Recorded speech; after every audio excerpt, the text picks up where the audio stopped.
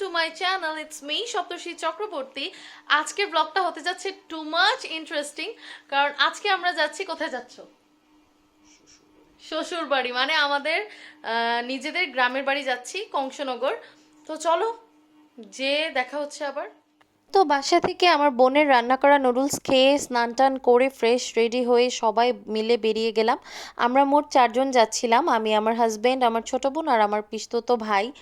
আর হচ্ছে আমার মা বাপিও ঢাকা থেকে আসছিল। সিএনজির পেছনে আমরা 3 জন বসেছিলাম আর সামনে আমার ভাইটা বসেছিল। এই যে সুন্দর গ্রামের মনোমুগ্ধকর দৃশ্য দেখতে দেখতে রাস্তায় আর কি চলে যাচ্ছি। আর ঈদের সময় হওয়ার কারণে তেমন কোনো গাড়ি পাওয়া যায়নি, তাই ভেঙে ভেঙে সিএনজি বাস এভাবে করেই যেতে হয়েছে। সিএনজি থেকে নেমে আমরা বাসে উঠে গিয়েছিলাম। ভীষণ গরম ছিল আর এত ক্লান্ত লাগছিল গরমের তাপে, কিন্তু আনন্দটাও দারুণ ছিল। আর হ্যাঁ, আমরা বাড়িতে যাওয়ার সময় অনেক কিছুই নিয়ে গিয়েছিলাম, সেগুলো ব্লগ করা হয়নি। লাড্ডু নিয়েছিলাম, মিষ্টি নিয়েছিলাম। আমার একটা ছোট্ট কাকাতো ভাই আছে, ওর জন্য জুস, কেক, চিপস এইসব নিয়ে গিয়েছিলাম। লাড্ডুগুলো ভীষণ মজা ছিল। গাইস, বাড়িতে চলে আসলাম, একটু লাড্ডু খেলাম। আমরাই নিয়ে এসেছিলাম, তো সেগুলোই দেওয়া হলো, কারণ ফ্রিজের ঠান্ডা মিষ্টি বা লাড্ডু তো খাবো না। এই হচ্ছে আমাদের বাড়িটা, আমরা সবাই একসঙ্গেই থাকি। এতদিন পরে বাড়িতে এসে খুবই ভালো লাগছিল। অনেকদিন পর আসলাম, তো কেমন যেন একটা লাগছে। একটু ভালো লাগছে, আবার একটু একটু মন খারাপ লাগছে। মিশ্র অনুভূতি, কি বলবো বোঝাতে পারছি না। মা বাপে এখনো এসে পৌঁছায়নি, মা বাপে আসলে তারপর দেখাচ্ছি। আর আমি, আমার বোন আর আমার হাজব্যান্ড এসেছি, কারণ যেহেতু আমার বোন আমাদের বাসায় ছিল 1 সপ্তাহের জন্য, ঘুরতে এসেছিল সেজন্য।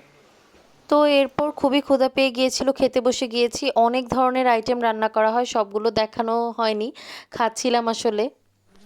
গাইস, খাওয়া দাওয়া করে সবার সঙ্গে একটু দেখা করলাম, বাড়ির সবাইকে প্রণাম করলাম। একটা ছোট্ট আমার কাকাতো বোন হয়েছে, ওকে একটু কোলে নিলাম। ওকে তো ক্যামেরার সামনে এখন আনা যাবে না, যেহেতু ও অনেকটা ছোট। তো এখন এই যে বাড়ির বাইরে একটুখানি আমরা হাঁটাহাঁটি করতে এসেছি। ভালোই লাগছে, বিয়ের আগের সব কথাগুলো মনে পড়ে যাচ্ছে, ভালো লাগছে। আজকের আবহাওয়াটা খুবই গুমোট, না গরম না ঠান্ডা, তবে একটু বাতাস থাকলে ভালো লাগতো। খুব একটা বাতাস নেই। আমার না গ্রাম খুবই ভালো লাগে, মানে খুবই খুবই খুবই ভালো লাগে, কিন্তু গ্রামে সুযোগ সুবিধা কম হওয়ার কারণে আমরা খুব একটা থাকতে পারি না, শহরমুখী হই সবাই। এই যে আমাদের বাড়ির পাশের রাস্তাটা, আর এখানে আমার ছোট বোন বারবার রাস্তায় গিয়ে দাঁড়াচ্ছিল। বারবার বলছিলাম, যদি একটা ট্রাক এসে মেরে দিয়ে যায় তখন তুই কি করবি বলতো। বাড়িতে আসলে আলাদাই ভালো লাগে। আমার ছোটবেলার কত স্মৃতি এখানে। আমি আগে খুব একটা বাইরে বেরোতে চাইতাম না, খুব একটা ওই এখানে ওখানে ওখানে ওখানে করতাম না খুব একটা।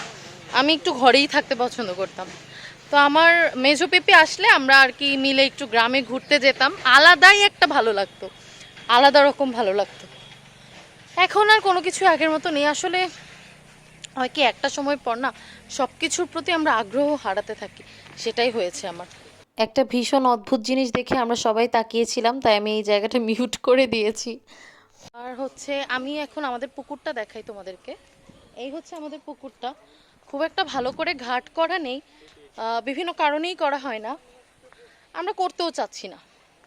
তবে গ্রামের কিছু মানুষ আছে যারা আমাদের পুকুরটাতে স্নান করে। এই পুকুরটা কিন্তু বারোয়ারি পুকুর, মানে আমাদের শুধুমাত্র আমাদের একা না, আমার অন্যান্য যে কাকুরা আছে তাদের সহকারে সবারই সম্মিলিত এই পুকুরটা। তো এই হচ্ছে পুকুরটা। পুকুরেরও অনেক স্মৃতি আছে, আমি পুকুরে কখনো নামিনি, তবে আমার একটা ছোটবেলার ইনসিডেন্ট মনে আছে। আমার ছোট মা আমার বোনের অন্নপ্রাশনে এসে আমাকে আর চৈতিকে, মানে আমার মার মেঝো যে মামাতো বোনকে, একটা ডুব দিয়ে দিয়েছিল। মানে এত বাজে অবস্থা, আমার নাক পুরো বন্ধ করে কেমন লাগছিল আমি তোমাদের বোঝাতে পারবো না। তো এখন গ্রামের ভিউটাকে একটু এনজয় করি, তারপর আবার তোমাদের সঙ্গে বকবক করবো। হাঁটছি হাঁটছি, মানুষ আসছে খুবই, একটু পর আবার অন করছি। এই তো, এই যে আমাদের পুকুরের আরেকটা পাশ, এটা এই দিক থেকে নামা যায়, খুব কাছাকাছি আছে। সামনে শ্মশান আছে, আমাদের পারিবারিক শ্মশান নিজেদের আর কি, ওইদিকে, ওই দিকটা যাবো না। তো ভালোই লাগছে, আলাদাই ভালো লাগছে।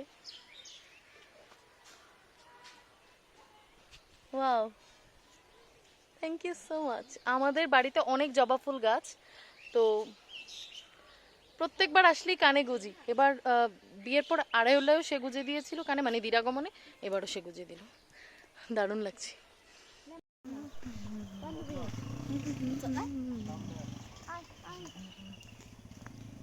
হ্যাঁ বলো, তোমার কেমন লাগছে আমাদের গ্রামে এসে? ভালো লাগছে না বন্ধুগণ। ভালো, শুধু ভালো? খুব ভালো, খুব ভালো, অনেক গরম। বাট অনেক গরম। হ্যাঁ, পুকুরে হ্যাঁ, পুকুরে নেমে যাচ্ছি বন্ধুরা, গভীরে যাচ্ছি, তারপর তোমাদের সঙ্গে দেখা হবে। হ্যাঁ। দেখো কি সুন্দর। ডাইবা যাবা কিন্তু। আরে বাবা, কত নেমেছি। হ্যাঁ, তখন তো ছোট ছিলাম, তো বড় হয়ে গেছে। ভালো লাগলো, ভীষণ শান্তি, ঠান্ডা। কালকে পুকুরে সাঁতার জানলে নামতাম, নেমে মরতাম আর কি। আমি কোনোদিনও পুকুরে নামিনি, শুধু এই পাড়টাতেই নেমেছি ছোটবেলায়। আমি খুবই ভয় পাই জল, তো সেটাই বলছিলাম। তো এরপর আমি আমার যে কাকাতো ভাইটা আছে ছোট, ওর একটা সাইকেল নিয়ে খেলা শুরু করে দিই। ও খুবই ভালো, ও আমাকে খুবই উৎসাহ দিচ্ছিল, হ্যাঁ হ্যাঁ পারবি, তুই পারবি। আচ্ছা, আরেকটা ব্যাপার বলি, আমি বড় হলেও ওরা সবাই আমাকে তুই করেই বলে। সবাই মিলে একসাথে চাটা খেলাম। একটু বসে নি, দাঁড়ো বসে কথা বলি তোমাদের সঙ্গে। চাটা খেলাম, আমার ভাইয়ের সঙ্গে তোমাদের পরিচয় করিয়ে দিই। এসো, ব্লগ ব্লগ ইউটিউবে আসো। অনেকদিন পর যাওয়াতে সে খুবই লজ্জা পাচ্ছিল। আসো, আমার ছোট ভাইটাকে তোমাদেরকে দেখাই, যে আমার কাকাতো ভাই। কেমন আছে? তোমার নাম বলে দাও সবাইকে। বলবে না? তো টায়ার্ড ছিলাম, আসার পর থেকে একটুখানিও বেডে বসিনি বা শুইনি। তা এখন এই হাতে মেহেদি আমার বোন আগেই দিয়ে দিয়েছে আমার বাসায় থাকাকালীন অবস্থায়। এখন আবার এই সাইডটাতে মেহেদি দেওয়া হবে, আর এই সাইডটাতে। আর এটা অনেকটা উঠে গেছে, এটাকে একটু ডার্ক করা হবে। আর কালকে আরো অনেক মজার মজার ঘটনা ঘটবে। এখানে দেখো কি আদর হচ্ছে। আরেকজন ব্যথা পেয়ে গেছে, আর এখানে ওর আরেকজন হচ্ছে শুয়ে শুয়ে একটু রেস্ট নিচ্ছে। আমরা আর কি একটু আমাদের এই সাইডের ঘরটাতে চলে এসেছি, আর সবাই ওই পাশের ঘরে আছে। ওখানেই খাওয়া দাওয়া সবকিছু হচ্ছে, সবকিছুই ওখানে।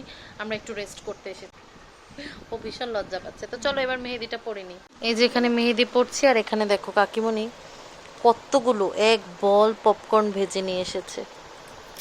আমার কাকিমণি সর্বগুণে গুণান্বিত একজন মানুষ, কি সুন্দর করে হুট করে পপকর্ন দিয়ে গেল। আর এখানে আমার মেহেদি পরিয়ে দিয়েছে আমার বোন। দেখো মেহেদিটা একদম কমপ্লিট হয়ে গেছে, আমার বরের নামও লিখে দিয়েছে।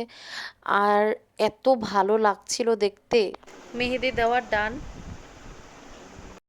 মেহেদিটা শুকিয়ে যাওয়ার পর ঘরে একটু একটু করে তুলে তুলে ফেলছিল আমার ভাই। এরপর কাকিমণি যদি বকা দেয় সেজন্য সে আবার নিজেই ঝাড়ু নিয়ে ঝাড়ু দিতে শুরু করলো।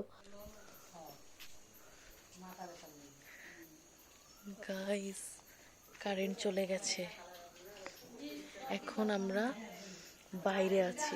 আর এই যে আমার হাতের মেহেদি, আর এই যে আমার হাজবেন্ড আছে, হেল্প করছে আমাকে, ভালোই লাগছে। তো বাড়িতে যাওয়ার দিনগুলোর আজকের ব্লগটা এই পর্যন্তই। এর পরের ভিডিও আসছে আমার পরের ব্লগটাতে। Thanks for watching.